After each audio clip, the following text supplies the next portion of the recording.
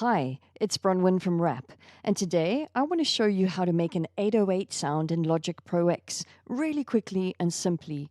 I'm working on a track using a kit from Sonic's Empire Trap Flavour Sample Pack, available at rloops.com. So let's take a quick listen.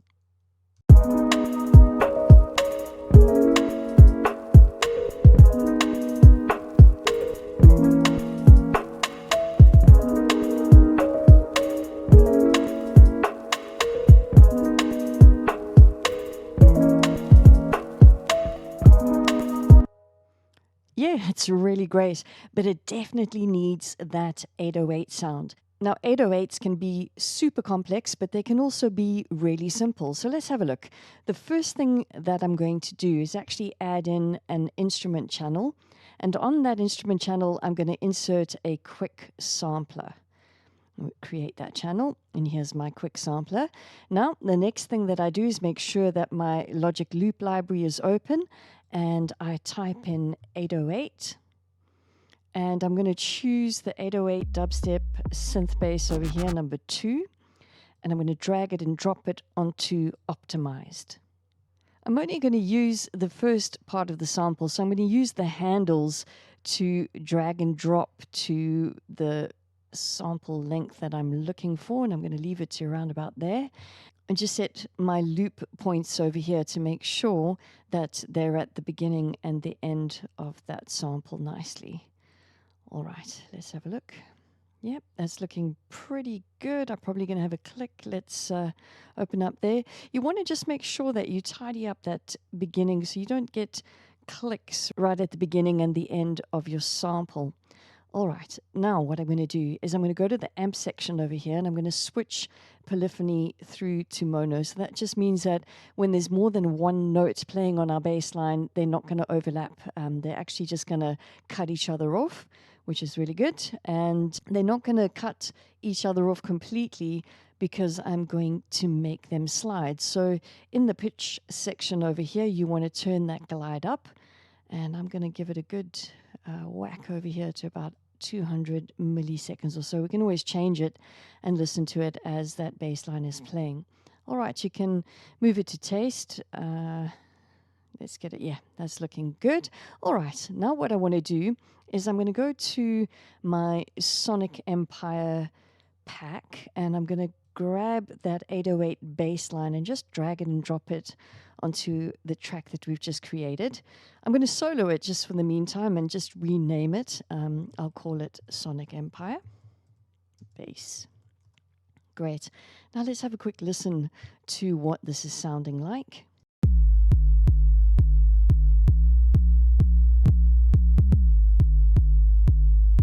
Yeah, it's really starting to sound nice. Now, to manage those pops and clicks as the sound starts, I'm actually going to add a little bit of control with the filter.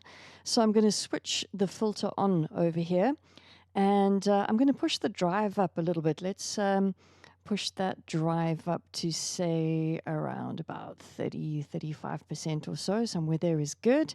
And then I'm going to change the cutoff also to around about, let's say around about 30%. And again, you can tweak these parameters until your heart's content and you find the sound that you're looking for. So let's go to the mod matrix over here now. And now I'm going to choose the velocity, and I'm actually going to change it so that it is the ADSR filter. So I'm going to hit that filter envelope. I'll choose that from the menu. And then my target over here is the filter cutoff. So I'm now going to choose that my target goes to the filter cutoff. And I'm going to make sure that it's set to 100%. Now, this is going to control this cutoff knob over here. I'm also going to tweak it a little so that the pop is managed and the sound stays open a bit longer. And what I'm going to do is I'm just going to move that. And we want that sound to remain open for a little bit. So I'm just going to move that parameter here. And, you know, if you really like, you can even pull that cutoff filter down to around about 15%. Let's do that just for a moment. And whoops. All right, and have a listen.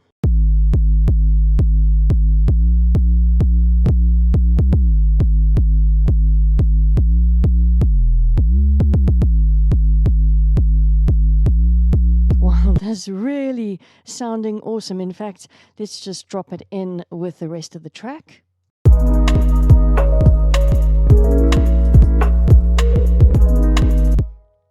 All right, so there's a bit of tweaking to do on the actual sample sound itself. And I did spend a little bit of time doing just that, but at least you got the basics of how to get that 808 sound. And then obviously you need to spend your time crafting it to get what you like.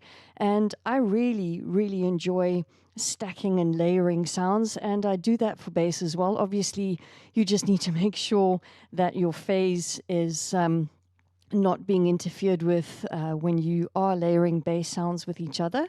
And what I've done is I've used that same principle with a quick sampler. You can see I've used that sound, and I've used exactly the same bass line. And then, of course, I've blended it in with the 808 bass sound that Sonic's Empire gave us as well. In fact, here's their bass line with their 808 sound. And then what I've done is I've stacked that and I've layered that. Well, thank you so much for watching, and I'll catch you in the next video.